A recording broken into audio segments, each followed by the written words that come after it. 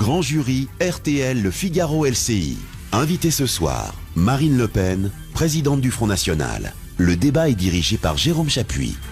Bonsoir et bienvenue dans le grand studio d'RTL pour ce grand jury dont vous êtes l'invité Marine Le Pen. Bonsoir. Bonsoir. Vous serez interrogé par Alexis Brézet du Figaro et Éric Revel pour LCI. On va évoquer avec vous bien sûr la cantonale partielle de Brignoles. Les bureaux de vote ont fermé il y a une demi-heure. Duel UMP Front National. On va attendre d'avoir un résultat solide avant de vous demander un commentaire. D'un mot quand même, au lendemain du premier tour, vous avez affirmé que le Front National était désormais le premier parti de France. Est-ce que vous n'allez pas un peu vite en besogne ?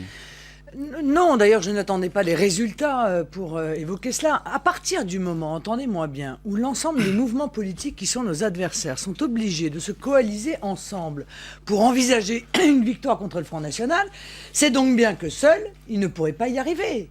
Donc l'UMP seul n'y arriverait pas, le PS seul n'y arriverait pas, et par conséquent, ça me laissait présager que le Front National était en passe d'être le premier parti de France. Mais ça ne veut pas dire pour autant, ça ne veut pas dire pour autant que vous êtes en capacité de rassembler une majorité. Non, mais ça ne veut pas dire que l'on peut gagner dans toutes les villes, par exemple, ce serait complètement absurde.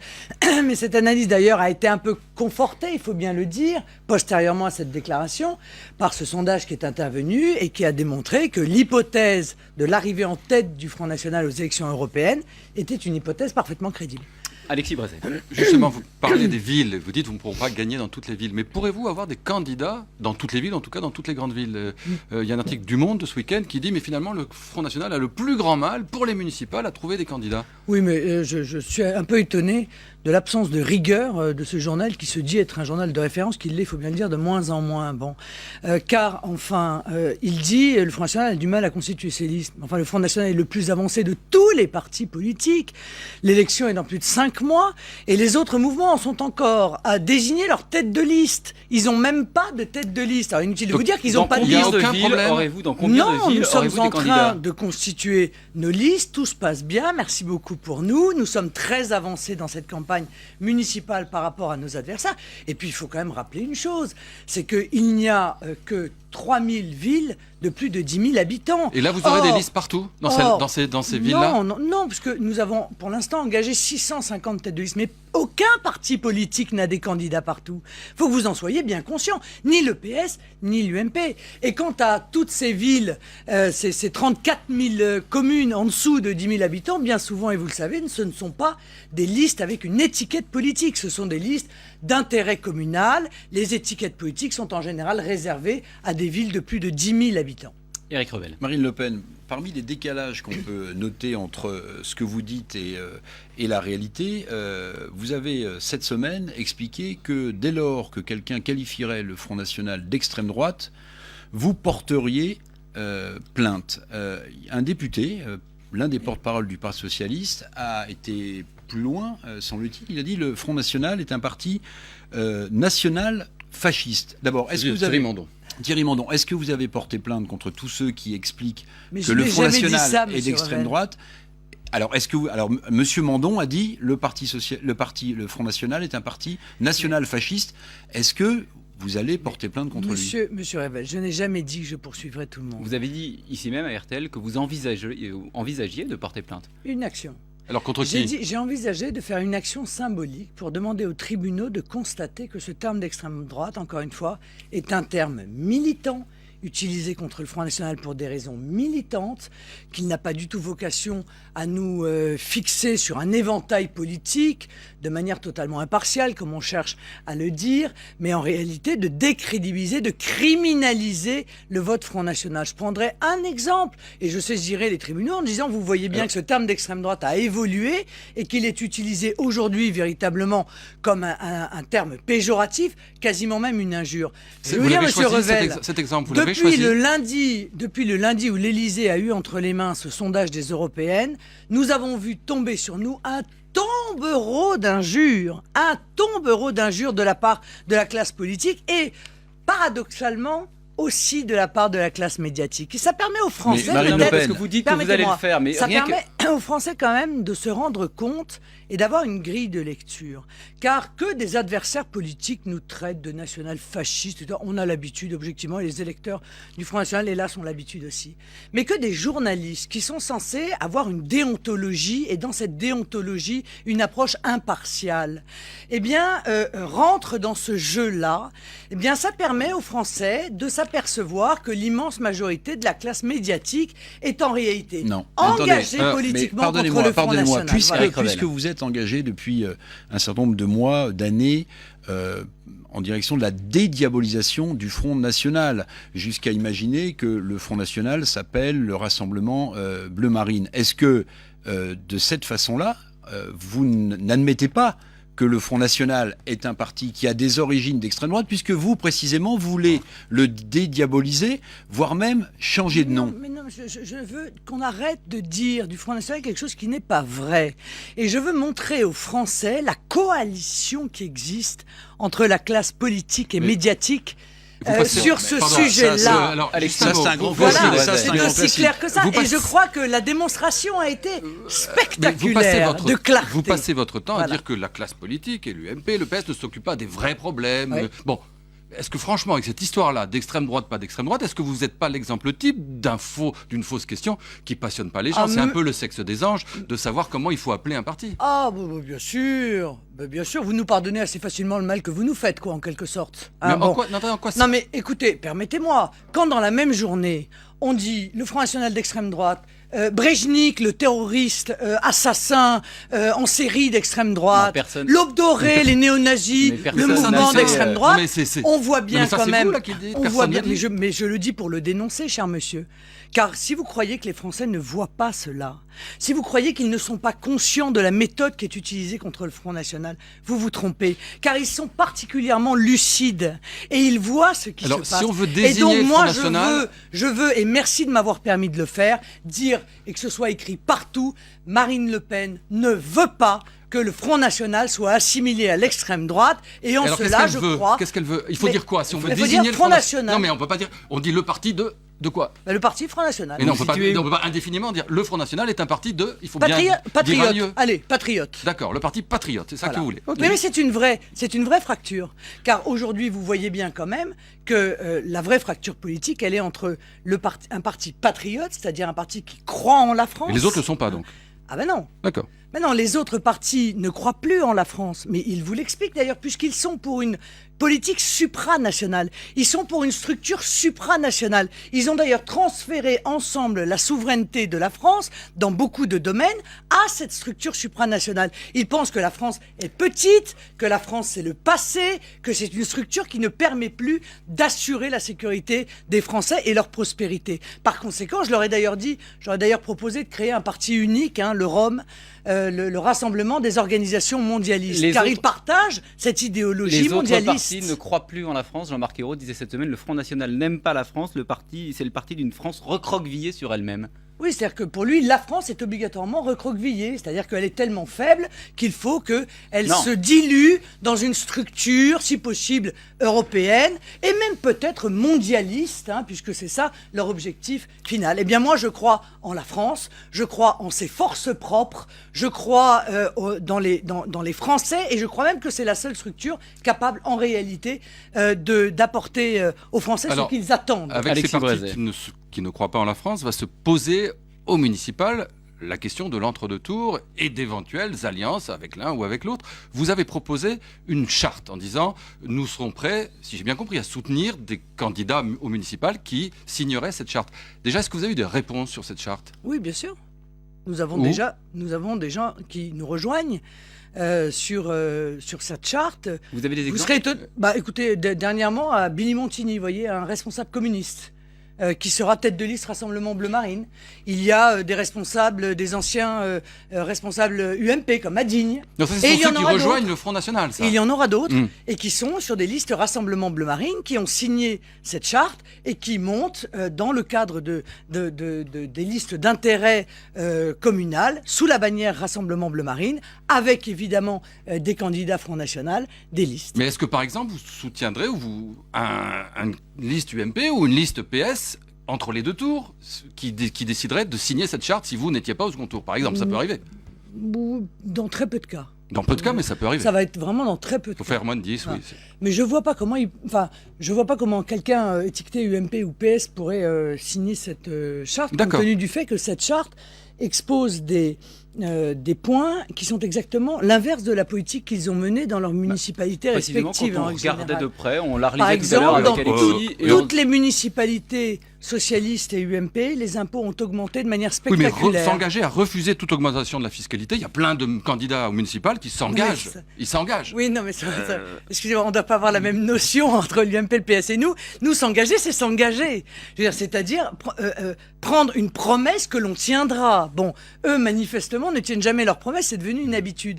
Le refus des subventions aux associations communautaristes, ils l'ont tous fait, subventionner les associations communautaristes, que ce soit d'ailleurs au niveau des municipalités ou au niveau des conseils généraux ou au niveau des conseils régionaux. C'est même, j'allais dire, un sport assez prisé dans la vie politique française, parce que c'est aussi la base de l'électoralisme. Éric Revel. Je vais vous poser une question, Marine Le Pen, et j'espère que vous n'allez pas prendre l'échappatoire classique pour ne pas y répondre. Jean-François Copé, lors d'une émission, a expliqué qu'en cas de second tour entre un candidat Front National et un candidat socialiste, à la présidentielle, il ne se prononçait pas, en tout cas il ne s'est pas prononcé la semaine dernière. Marine Le Pen, si un candidat UMP affrontait au second tour de l'élection présidentielle un candidat socialiste, pour qui appelleriez-vous à voter? Le mois sectaire, oui, le mois sectaire peut-être. Vous me connaissez mal? Non, je vous connais parce que mais vous me connaissez mal parce que je suis quelqu'un précédente. Mais voilà, je suis quelqu'un de très cohérent. Non, mais c'est pour ça que je voulais vous poser cette question de manière sérieuse et attendre une réponse autrement que ce cas de figure ne se présentera pas. Pas du tout, mais Monsieur Revel, je suis quelqu'un de cohérent. Moi, les Français savent ce que je pense, parce que ce que je pense, je le dis, et lorsque je m'engage à quelque chose, alors vous pensez quoi sur le second tour? Vous pensez quoi sur le second tour d'une élection présidentielle? Eh bien, je pense la même chose qu'il y a 1 an et demi. C'est-à-dire que je voterai blanc. Et je laisserai mes électeurs libres de leur vote. Car encore une fois, je le répète, les électeurs ne sont pas des moutons que l'on emmène d'un pâturage à l'autre. Ils sont des citoyens et des citoyennes libres. Et à partir du moment où ils n'ont plus le choix de voter au second tour pour leur candidat de premier tour, eh bien, ils reprennent leur liberté. En ce qui me concerne, je ne choisis pas entre l'UMP et le PS. Et tout me dit que j'ai eu raison de le faire, puisque la politique menée, et on va peut-être parler du fond et arrêter la politologie ou la politique politicienne ou la politique tactique, tout me dit que la politique qui est menée par François Hollande est exactement la même que celle qui était menée par Nicolas Sarkozy. La politique d'austérité est la même. On va en parler. Le nombre de taxes est exactement, quasiment à peu de choses près, les mêmes, créées par Nicolas Sarkozy ou créées par François Hollande. Le nombre de contribuables qui se retrouvent aujourd'hui à payer l'impôt sur le revenu est sera à peu près le même sous François Hollande, en plus que sous Nicolas Sarkozy hier. En plus, la TVA sociale, Sarkozy en arrivée. On va parler de tout ça, Marine Le Pen. On va parler en de tout matière ça. internationale, ils ont la même vision sur la Libye, ils ont la même vision sur la Syrie. Donc voilà, ils font la même politique. Par conséquent, je rejette cette politique, je combats cette politique et je ne contribue pas donc à faire élire quelqu'un qui va la mettre en œuvre ou la continuer. Alors je voudrais qu'on parle d'économie justement, parce que vous nous dites que vous n'êtes pas d'extrême droite. Parfois on se demande si vous n'êtes pas d'extrême gauche quand on entend par exemple ce que vous dites faut se mettre d'accord. Sur les retraites. Sur les retraites. Ouais, puisque vous n'êtes pas d'extrême droite, vous pouvez être d'extrême gauche. Ah oui, je peux être tout en même temps, c'est sûr. Si quelqu'un qualifiait le Front National d'extrême gauche, est-ce que vous le menaceriez de porter plainte? Oui, aussi. Est-ce qu'il y a un point du programme du Front National qui nous surprend quand il s'agit des retraites? Les députés vont voter après-demain, mardi. Il y a 20 milliards d'euros à trouver d'ici 2020, c'est l'objet de la réforme. Et vous proposez de revenir à la retraite à 60 ans. Comment est-ce que vous faites? Non, moi j'aimerais qu'on m'explique l'inverse. Comment est-ce qu'on fait pour avoir une retraite pleine en étant obligé de prendre la retraite à 65 ans, alors que l'on sait pertinemment qu'il n'y a plus un seul Français aujourd'hui qui pourra obtenir les 43 annuités pleines qu'on leur réclame. Voilà. Et donc, dire la retraite à 65 ans, c'est mentir. Ce sera 70 ou 72. Et financer la retraite à 60 ans, c'est pas mentir ? Non, c'est pas mentir, c'est faire des économies. C'est accepter l'idée qu'on peut faire des économies dans notre pays. Mais avec sans quel taper. argent ? Avec quel argent vous Non, mais financez faire des la- économies avec quel argent, ça veut rien Non, dire. avec quel Excusez-moi, argent mais, financer la retraite à voilà. 60 ans ? Vous savez très bien que ça coûte de l'argent. Voilà, oui, ça coûte de l'argent. L'argent de l'immigration, par exemple, qui nous coûte une fortune, qui nous coûte 70 milliards au bas mot d'euros par an. À quoi vous faites allusion quand vous dites 70 milliards c'est quoi 70 milliards, l'argent de l'immigration, c'est quoi ? Ce sont les études de M. Leland. L'argent Non, de mais l'Union. C'est pas sur les retraites, précisément. ça. On c'est- s'en moque, ça. Non, mais Ah écoutez, ben, arrêtez avec ça. Ben, attendez, Non, mais arrêtez. Il manque 20 milliards pour les retraites. Oui, d'accord. Arrêtez. À partir du moment... Non, mais excusez-moi. À partir du moment où on fait des économies, on peut parfaitement dédier les économies que l'on fait au soutien de notre système de retraite, surtout lorsque ce soutien des systèmes de retraite se fait sur une période qui est déjà prévue, puisque vous savez que le papy-boom aura une fin Mais tout de le même. fait Bon. qu'on dise que... Pardon, juste un mot. Quand on dit que la durée de vie s'allonge, qu'on doit travailler un peu plus longtemps, ça vous choque. Oui. Oui. Ça me choque. Vous voyez D'accord. pourquoi ça me Ouais. choque ? Je vais vous dire pourquoi. Parce que avant même d'avoir envisagé quelque économie que ce soit, on demande aux Français en permanence des sacrifices. Et je trouve que c'est la méthode qui me choque. C'est-à-dire que je pense que les Français seraient prêts, à mon avis, à un moment, à faire des sacrifices s'ils avaient le sentiment que toutes les économies nécessaires d'abord avaient été faites. Or, la fraude sociale, rien n'est fait pour lutter contre. L'Union européenne continue à nous coûter sec 7 milliards d'euros par an. L'immigration nous coûte évidemment de plus en plus cher. La décentralisation, comme l'a dénoncé M. Seguin dans un rapport de la Cour des comptes qui maintenant commence à être ancien, nous coûte elle aussi de plus en plus cher, etc., etc. Et avant même d'envisager la moindre économie sur ces mauvaises dépenses de l'État, eh bien, on tape sur les classes moyennes, on demande des efforts supplémentaires, et c'est contre la méthode que je m'élève. Vous comprenez ? D'autant que, et j'en terminerai, M. Brézet, la réalité, c'est que tout le monde sait qu'on ne sauvera pas le système des retraites tant qu'on ne recréera pas de l'emploi dans notre pays. Car avec un taux de chômage qui ne cesse de monter, il est impossible de pouvoir avoir un système de retraite qui soit viable. Et ça, eh bien, ça oblige à un changement radical de système Bon, là, on est un économique, petit peu- et notamment à tourner le dos de Bien. manière radicale D'accord. au On va- libre-échange, on va en parler. qui est un des Ouais, ouais. On va éléments parler de de ça, mais là- destruction là, de notre Eric Revel, économie, Oui. et de Pardonnez-moi. refus du patriotisme économique qui nous est imposé par une Union européenne enfant Non, de on s'est l'UMP. un peu et éloigné on de est vos un solutions petit peu sur les dans la- retraites, dans la mais, politique fiction, je Éric prends Revel. 70 milliards d'euros que coûterait l'immigration, je le place sur les retraites pour financer. Je voulais poser une question Alors très concrète sur un dossier industriel, Marine Le Pen. Alcatel a annoncé un plan de 10 000 suppressions d'emplois dans le monde, dont 900 en France. Vous avez dit, j'ouvre les guillemets, alors à quelque chose près, il faut faire pression sur la direction d'Alcatel pour que ce plan soit moins brutal. Ouais. Mais finalement, c'est exactement ce que dit le gouvernement ou ce que dit l'UMP. Quelle est la solution concrète que le Front National peut apporter dans ce genre de drame humain et de drame social? Parce que pour l'instant, vos déclarations, ce n'est rien d'autre que ce que dit le Parti Socialiste et l'UMP. Retrouver des frontières. Non, mais dans le cas d'Alcatel... Non, mais c'est trop facile. Non, mais Non, mais je vous c'est trop mais- facile. Non, mais Vous vous êtes en train de me dire, interroge alors, très qu'est-ce que vous concrètement faites sur ce cas-là. Qu'est-ce que vous faites pour soigner le cancer de Madame Julie? Mais il y a un certain nombre de choses qu'il faut Alors c'est faire vrai qu'Alcatel en est une amont. entreprise qui va mal On est depuis d'accord. très longtemps. Voilà. Depuis très longtemps. Mais il faut surtout concrètement, sauver- sur mais des dossiers industriels comme Alcatel- ça, qu'est-ce que le Front National propose pour sauver ces emplois? L'industrie est victime massivement d'un euro trop cher et de l'absence de patriotisme économique, de l'absence de protectionnisme intelligent à nos frontières qui fait que nous subissons de plein fouet la concurrence internationale déloyale. Il faut donc absolument maîtriser à nouveau nos frontières, car sinon les plans se succéderont les uns aux Mais là- autres, et ce sont des centaines de milliers d'emplois industriels qui ont été perdus dans les dernières Alors, années pour les mêmes causes. Et c'est aujourd'hui, permettez-moi, de m'avancer aussi sur un autre dossier, qui est celui de GAD. Voilà. Les Aujourd'hui, abattoirs c'est bretons. aussi l'industrie de l'agroalimentaire qui est la première industrie de France en termes d'emploi, qui est en train de mourir à cause de la concurrence internationale déloyale, cette fois-ci de l'Allemagne, sans que la France n'ait effectué la moindre démarche à l'égard de l'Union européenne. Elle ne s'est même Donc pas le associée. rétablissement des frontières, Elle ne s'est même le pas- rétablissement des Enfin, frontières permettrait de... Laissez-moi terminer ma phrase, ça prendra quelques secondes.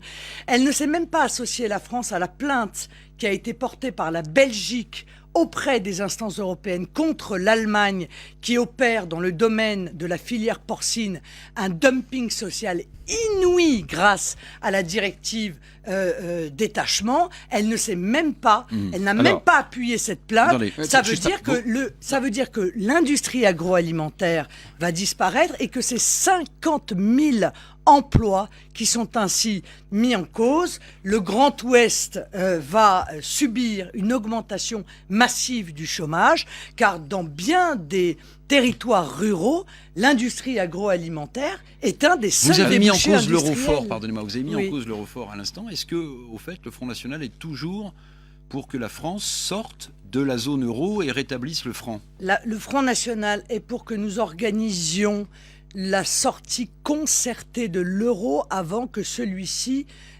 ne se détruise brutalement. Concerté, ça veut dire qu'il faut que les autres soient d'accord. Oui, Et c'est ça. s'ils ne sont pas d'accord, Il faut les si les convaincre. Allemands ne sont pas d'accord, Oui, non, mais attendez, excusez-moi, les Allemands ne seront pas d'accord, je vous le dis à l'avance. d'accord. Donc ils Les sont pas- Allemands ne seront pas Ok. d'accord, pour une raison simple, c'est que l'Allemagne est le seul pays qui bénéficie Donc- de l'euro donc fort, ce sera pas en réalité, ça sera- et que c'est sur le dos de toute cette Europe du Sud dans lequel nous Donc sommes, on se concerte avec excusez-nous, l'Europe du donc la Grèce meurt, l'Italie meurt, l'Espagne meurt, le Portugal meurt, la France se porte très mal, parce que l'Allemagne veut pouvoir continuer avec une monnaie qu'elle a d'ailleurs construite un petit peu sur mesure, comme le costume, et dont elle est la seule à bénéficier. Eh bien moi, je suis là pour défendre les intérêts de la France, pas pour défendre les intérêts de l'Allemagne. Mais si l'ensemble des pays arrivent dans le cadre d'une négociation en disant à l'Allemagne, écoutez, ça ne peut pas durer comme cela, l'Allemagne peut aussi être obligée de reculer, voyez-vous. Et c'est elle sûr fera- que si vous elle arrivez fera pour quoi négocier en disant vous êtes les plus forts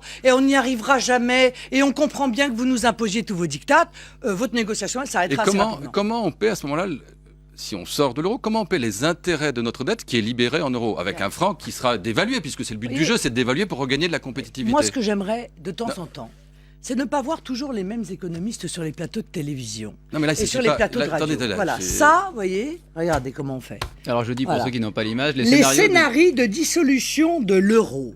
C'est la fondation Respublica qui a publié ça, sous la plume de M. Sapir et de M. Murer, qui ont envisagé de manière extrêmement précise le scénario de sortie de Donc, l'euro. vous répondez pas à ma question, là. D'ailleurs. Non, mais je le dis, mais excusez-moi, je vais répondre à votre question, mais je pense que je suis là aussi pour apporter des informations à ceux qui nous écoutent. Et en la matière, des informations sur la crédibilité et la faisabilité de la sortie de l'euro, il n'y en a pas beaucoup sur les ondes françaises. Et cette sortie de l'euro, nécessaire, vitale, elle est défendue également par Alain Cotta, par M. Todt, par Jean-Jacques Rosa, par Jean-Pierre Vesperini, par Brigitte Granville, par Philippe Villain, etc., etc. Or, cela, on ne les entend jamais. Si, ils s'expriment, bien sûr. Jamais, Ils monsieur, s'expriment, ils jamais. s'expriment. Ils ne sont pas représentés sur les plateaux, comme s'il fallait à tout prix, pour lutter probablement d'ailleurs contre le Front National et sauver cette monnaie des rentiers, c'est comme s'il fallait à tout prix faire croire aux Français que le retour à une monnaie nationale, le rétablissement d'une monnaie nationale était quelque chose d'infaisable. Ça n'est pas infaisable. Ce qui est infaisable... Comment on paie les intérêts de notre dette libellée en euros? Monsieur- Ou alors faut-il faire défaut? C'est quand même Il le point. faut monétiser la dette. Mais ce qui est intenable, permettez-moi, c'est ce qui se passe aujourd'hui. Et ça, personne ne le dit. Ce qui est intenable, c'est la politique d'austérité qui est le pendant direct du sauvetage de l'euro et qui est imposée aux Français qui n'en peuvent plus. Ce qui est intenable, c'est que nous avons déjà augmenté notre dette de 72 milliards d'euros en vertu des différents plans de sauvetage de l'euro. Ce qui est intenable, c'est qu'après le premier plan de sauvetage de la Grèce, on nous a dit qu'il n'y en aurait plus. Après le deuxième, on nous a dit qu'il n'y en aurait plus. Et là, eh bien, se profile un troisième plan de sauvetage de la Grèce. Qu'après le premier plan de sauvetage du Portugal, on nous a dit qu'il n'y en aurait plus. Eh bien, se profile le deuxième plan de sauvetage du Portugal. L'Irlande commence à s'en sortir, la Mais Grèce l'Espagne commence à aussi, être en l'Espagne excédent aussi. budgétaire. l'Espagne aussi. Et la France, L'Espagne bien aussi. sûr. Non, personne Marine ne Le s'en Pen, sort. écoutez, Et la sur un France ne dossier- s'en sort sur pas. un dossier, Et ne nous faites un pas, autre s'il vous dossier plaît, industriel. Ne nous faites pas, J'aimerais s'il vous vous interroger. plaît, l'opération Lagarde, auquel a suivi M. Moscovici, qui tous les 2 mois viennent nous dire « ça y est, la crise est finie. La crise est derrière nous. » Vous ne croyez pas Pierre Moscovici quand il dit ce matin la France va mieux? Non, je pense que c'est la reprise. Et que pour l'instant, ce qu'on nous prévoit, c'est 0,2% de croissance. Après, c'est la largeur du trait. Hein. Est-ce que ce sera 0,1 ou 0,2? Je vous rappelle que dans le programme de François Hollande, la prévision de croissance était à 1,4%. Ça fait quand même une énorme marge d'erreur, tout de même, pour des gens qui sont censés être extrêmement sérieux et extrêmement compétents sur le plan économique. Marine Le Pen, j'aimerais vous interroger sur un grand groupe français, PSA, qui est en grande difficulté, comme vous le savez. Selon certaines informations relayées ce matin par le journal du dimanche, un grand groupe chinois pourrait entrer au capital de PSA, et on dit aussi que l'État français pourrait accompagner cette entrée du groupe chinois dans le capital de PSA. Est-ce que vous pouvez admettre que l'on sauve PSA de cette sorte? Je rappelle que dans votre programme, il est prévu que parfois l'État monte au capital de certaines grandes sociétés. Ce qui est très inquiétant, si vous voulez, c'est qu'à terme, le danger, c'est que les Chinois deviennent propriétaires de PSA. Or, en matière évidemment industrielle et en matière d'innovation, cette grande société est un fleuron de l'industrie française. J'en reviendrai à ce que je vous ai dit tout à l'heure. Qu'est-ce qui tue PSA? L'euro fort. Et ça, chacun l'admet objectivement. Bon, la politique d'austérité, parce que souvenez-vous de ce que disait Ford. Hein, il disait je paye bien mes ouvriers pour qu'ils puissent acheter mes propres les voitures qu'ils construisent.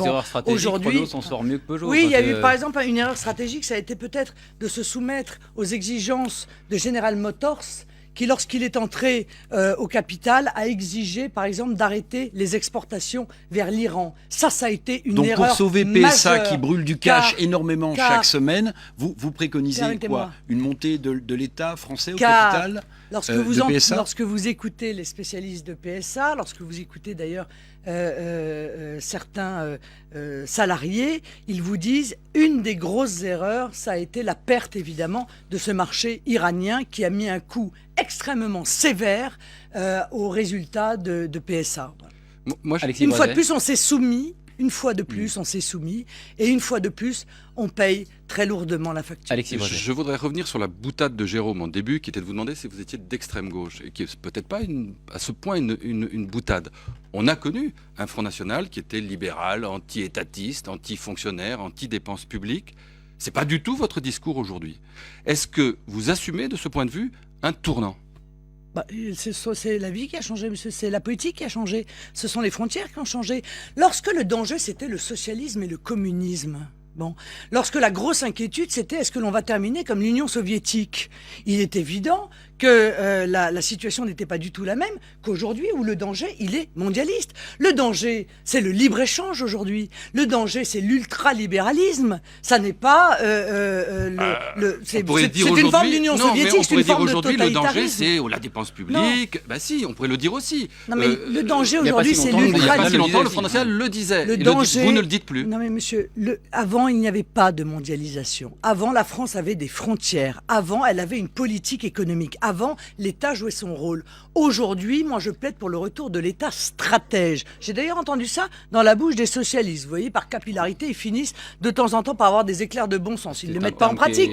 Ils les mettent pas en pratique, mais c'est pas grave. Le retour de l'État stratège. L'État qui est là pour éviter les abus et les dérives de l'ultralibéralisme. Je crois que le libre-échange, le laisser-faire, le laisser-venir d'ailleurs en matière d'immigration, le laisser-faire en matière de finances, le laisser-passer en matière de produits économiques, notamment à bas coût venant des pays émergents, est une erreur massive, une erreur majeure. Ça ne veut pas dire que je suis devenu socialiste, ni que je suis devenu mélenchoniste. Loin de là. Je suis pour une économie de marché, je suis pour la liberté, je suis pour la défense des entrepreneurs, je suis pour les artisans, je suis pour les commerçants, je suis pour qu'on arrête de fermer comment dire, le nœud coulant autour de leur cou, parce que sinon ils n'y arriveront pas. Mais pour cela, je suis pour les préserver de la concurrence internationale déloyale.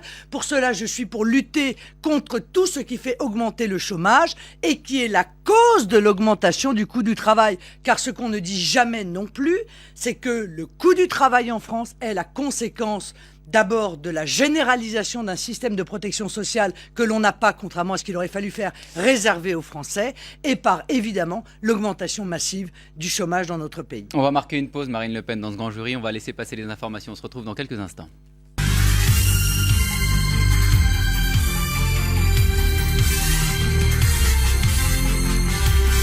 Suite du grand jury RTL Le Figaro LCI. Invité ce soir, Marine Le Pen, présidente du Front National. Le débat est dirigé par Jérôme Chapuis. Nous sommes de retour dans le grand studio d'RTL avec Marine Le Pen. Il y a chaque semaine un nouveau drame de l'immigration en Méditerranée, près de 400 morts en quelques jours. Vous proposez, Marine Le Pen, avec le Front National, de renvoyer systématiquement les migrants qui échouent, que ce soit à Lampedusa ou à Malte, dans leur pays d'origine, l'Afrique subsaharienne, la Syrie. Une fois qu'on a dit ça, est-ce qu'on a réglé le problème ? On a le sentiment que vous proposez de détourner le regard. Ah non, absolument pas.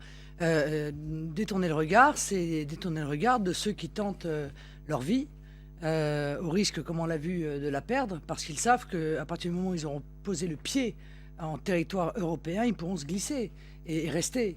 Eh bien ça, c'est un fantastique appel d'air et un signal, à mon avis, dramatique qu'on leur lance. Et ceux qui lancent ce signal-là... Mais dire on les renvoie chez eux, Oui. on les renvoie chez eux, est-ce que c'est pas un peu court ?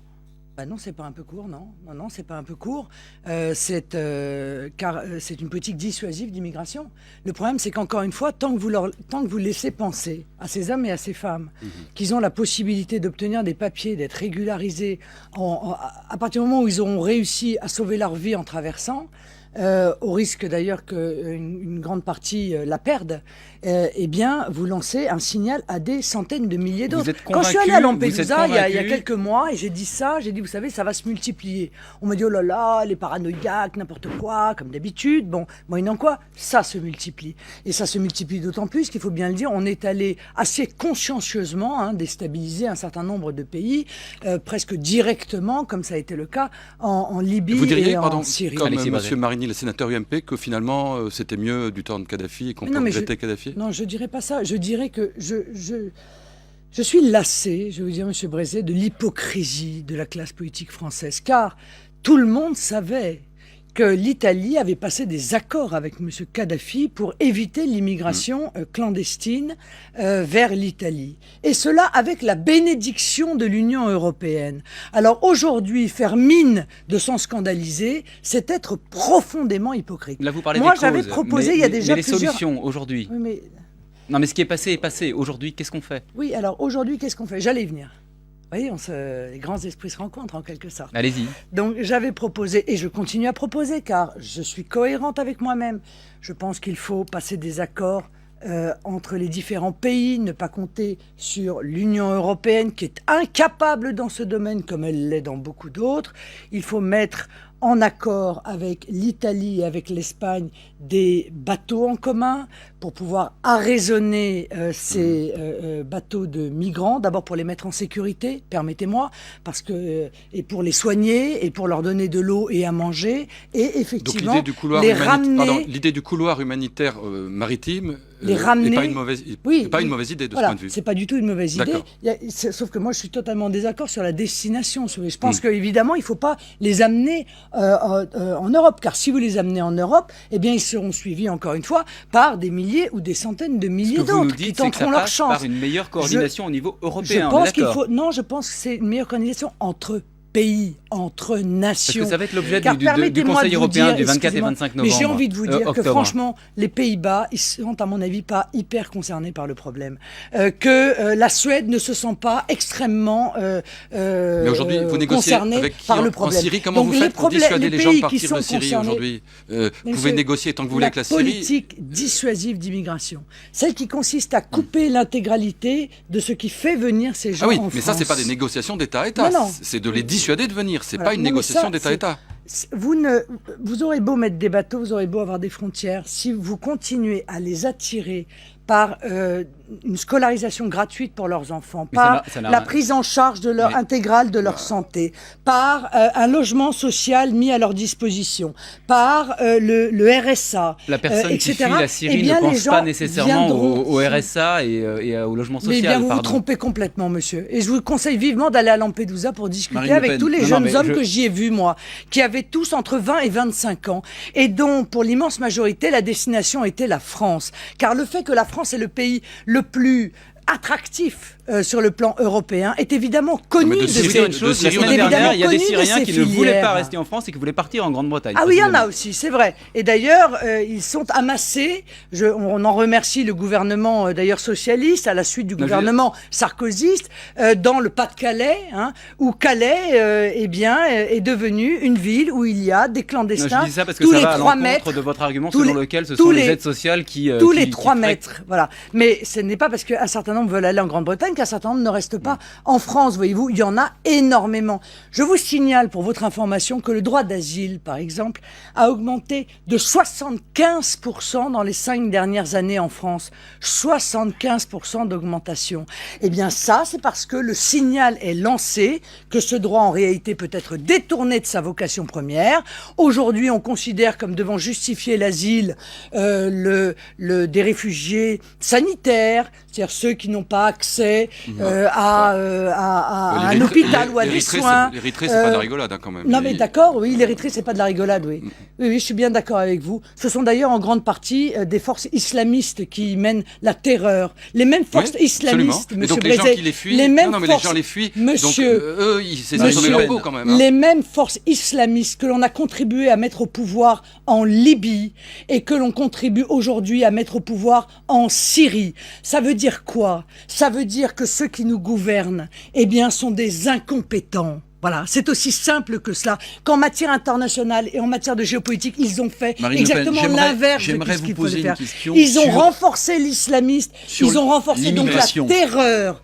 terreur que les islamistes font peser dans ces pays, au risque de voir se multiplier, évidemment, ceux qui viendront chercher dans notre pays une vie meilleure, alors vous même que estimez nous qu'avec serons- votre Simplement de sauver leur politique peau, dissuasive, ils vous n'y sont mettez- pour rien, ceux-là. Hein. Non, mais d'accord, mais donc c'est la double peine quoi pour la France. Hein.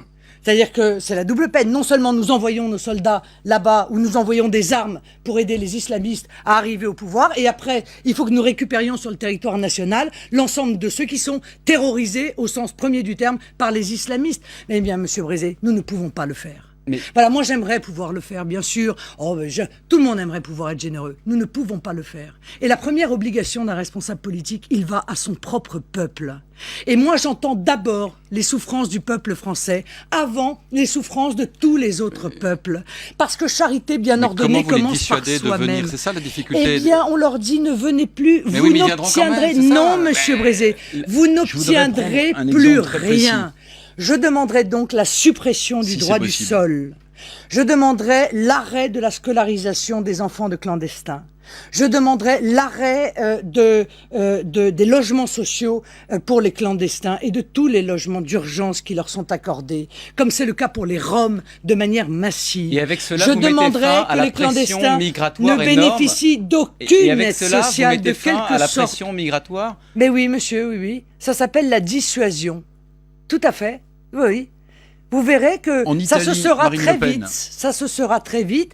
Et Marine que Le très Pen. vite, il ne sera plus intéressant Alors- pour les filières qui l'organisent. Car croyez bien que derrière ces pauvres airs qui viennent en France, il y a des filières qui savent pertinemment où les envoyer, des filières criminelles, bien sûr. Marine Le Pen, de en passeurs Italie, qui savent pertinemment où les envoyer. deux partis, C'est le seul deux moyen. partis, Un deux exemple, partis que Éric vous Revel. pourriez qualifier de patriotes, pour reprendre votre terme, deux partis qui étaient au pouvoir dans les coalitions Berlusconi, le parti de M. Bossi, la Ligue du Nord, et de Gianfranco Fini, l'Alliance nationale, avaient fait voter une loi pour tenter de contenir le flux migratoire en Italie, notamment en montrant du doigt les clandestins.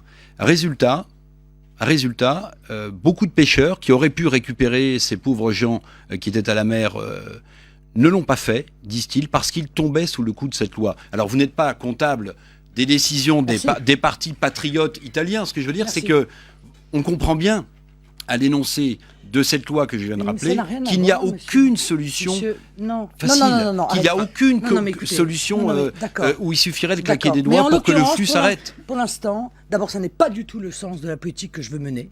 Pas du tout, monsieur Revel. C'est pas du tout cela que je veux faire.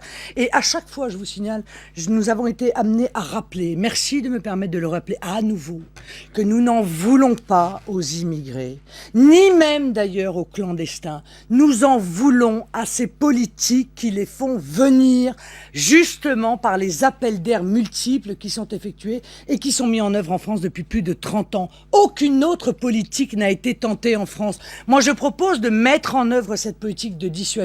Évidemment, il ne s'agit pas de ne pas venir en aide à des clandestins qui seraient en difficulté. Bien sûr, nous sommes des êtres humains, voyez-vous, et nous aussi, nous avons un petit cœur qui bat. Sauf que, encore une fois, inciter ces gens à venir, leur dire allez risquez votre peau et si vous y arrivez, si vous avez réussi à passer le mur, en quelque sorte, si vous vous êtes pas noyé dans la traversée, alors vous pourrez peut-être vous glisser dans le système social français. Ça, c'est criminel. Voilà, ça c'est criminel. Leur dire ne venez pas, ça ne sert à rien, faites-le savoir, car encore une fois, ces choses-là se savent pertinemment. Nous n'avons plus rien à vous offrir, pas parce que nous sommes égoïstes, monsieur Revel, mais parce que nous avons en France des gens auprès de qui nous avons un devoir. Ils s'appellent les Français. Et ils sont 5 millions à être au chômage, ils sont près de 9 millions à vivre pauvrement, ils n'arrivent plus à payer leurs impôts, ils n'arrivent plus à se loger et par conséquent, ils réclament d'être prioritaires dans leur propre pays, ce que je suis la seule dans la classe politique à bien vouloir évidemment leur accorder. Alexis Brézet. Vous parliez à l'instant des Roms. Vous avez vu que le MRAP a porté plainte contre Manuel Valls qui a dit que les Roms n'avaient pas vocation à s'intégrer. Qu'est-ce que vous dites ? Vous dites que vous allez soutenir Manuel Valls dans cette affaire ? Enfin, je ne suis pas sûr que M. Manuel Valls ait très envie que je le soutienne. Mais c'est pas une raison pour ne pas le faire. Voilà. En l'occurrence, vous savez pertinemment que le MRAP est une association lourdement financée par l'argent public. D'ailleurs, les contribuables qui se saignent aux 80 apprécieront de savoir que le MRAP, SOS Racisme et toutes ces officines touchent des millions d'euros de la part des mairies, UMP et PS, des conseils généraux, UMP et PS, des conseils régionaux, UMP et PS, parce qu'on touche à tous les distributeurs, vous inquiétez pas, ils connaissent tout ça par cœur. Ce sont des organismes immigrationnistes, politiques, qui visent à criminaliser tout propos qui va à l'encontre de la politique folle d'immigration. Par conséquent, ce sont évidemment des adversaires politiques. Bon, maintenant, M. Valls, il fait comme Nicolas Sarkozy. Il parle, il s'agite, il fait des moulinets avec ses bras.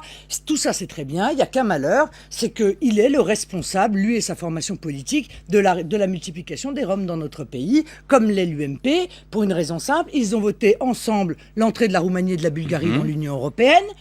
C'est encore une fois, oups, on s'est trompé. Là encore, votre solution, c'est malheureux. Bon. Votre proposition là-dessus. Excusez-moi. Et ils ont imposé ensemble aux Français le traité de Lisbonne qui inscrit dans le marbre la libre circulation des travailleurs. Alors maintenant, on fait quoi ? Eh bien, on rétablit immédiatement, on supprime immédiatement Schengen, tout de suite.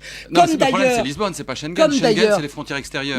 Mais c'est Lisbonne le problème. Oui, d'accord. On maîtrise nos frontières nationales. On maîtrise nos frontières nationales. Moi, je veux que les Français puissent décider qui entre et qui se maintient chez eux, dans leur maison, la maison France. Voilà. Comme on a le droit de le faire pour son appartement ou sa maison, on a le droit de le faire pour son pays. Et puis, on va supprimer toute une série, demander l'abrogation de toute une série de directives, dont d'ailleurs la directive détachement, qui est une directive qui permet le dumping social avec des salariés de l'Union européenne sur le propre territoire national et qui est en train de ruiner les entreprises de bâtiment qui ne peuvent pas évidemment être concurrentielles, qui est en train de ruiner les transporteurs, qui aussi sont confrontés à cette concurrence intra-européenne. Et puis de manière générale, je vais vous dire, il faut à tout prix que les Français puissent à nouveau s'exprimer sur l'Union européenne. Et c'est ce que je leur proposerai lors des futures élections. Donc, je leur propose un référendum et je leur dis, voilà, nous ferons un référendum dans les 8 à 12 mois. Et dans ces 8 à 12 mois, nous allons renégocier avec l'Union européenne 4 points qui m'apparaissent essentiels à notre survie. Renégocier, c'est ce qu'avait dit François Hollande. La souveraineté. On le dit avant, puis après c'est difficile. Oui, d'accord. Mais croyez-moi, je ne suis pas François Hollande. Au cas où vous n'avez pas remarqué, la souveraineté territoriale, la souveraineté législative, car je trouve honteux que les lois votées par les représentants, enfin soi-disant représentants du peuple français soient inférieures aux directives imposées par l'Union européenne, la souveraineté évidemment monétaire et la capacité de mettre en œuvre du patriotisme économique. Non, c'est une renégociation. Et puis au bout d'un an, eh bien, je viendrai voir les Français, je dirai voilà ce que nous avons obtenu. Si vous considérez comme moi ou en désaccord avec moi que c'est suffisant, eh bien, on reste dans l'Union européenne. Vous trouvez que ça n'est pas suffisant, nous n'avons pas assez obtenu, alors il faut sortir de l'Union européenne. Je crois que c'est le seul moyen pour remettre notre pays dans le droit chemin, le seul moyen pour sortir des effets délétères d'une mondialisation qui est en fait une espèce de darwinisme à l'envers, la mondialisation. Parce que la mondialisation, c'est le chef d'entreprise. C'est le chef d'entreprise qui traite le plus mal les travailleurs, c'est le chef d'entreprise qui respecte le moins l'environnement, c'est le chef d'entreprise qui respecte le moins les normes de sécurité, qui est le plus concurrentiel. Voilà. Donc c'est le chef d'entreprise primate qui prime sur le chef d'entreprise humain. Eh bien, ça n'est pas ma vision de l'homme, ça n'est pas ma vision de l'économie, ça n'est pas ma vision de la société. Je pense donc que la mondialisation est un véritable drame et que le patriotisme, c'est le sens de l'histoire. Je voudrais qu'on change de sujet, Marine Le Pen. Hier à Paris, vous avez tenu une réunion sur le thème de l'éducation et vous avez créé un cercle qui s'appelle, je crois, le collectif Racine.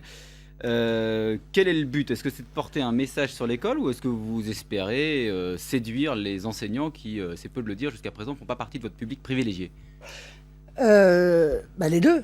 C'est réunir des enseignants qui partagent les idées qui sont celles du Front National pour qu'ils travaillent ensemble et apportent des solutions à une école que nous aimons tant, qui nous coûte d'ailleurs si cher, car l'éducation nationale, ça nous coûte très cher. C'est une grosse partie du sacrifice fiscal des Français. Mais aujourd'hui, cette école va très mal.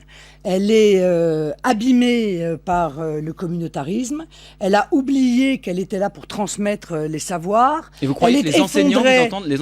Bien sûr, elle est effondrée par le pédagogisme.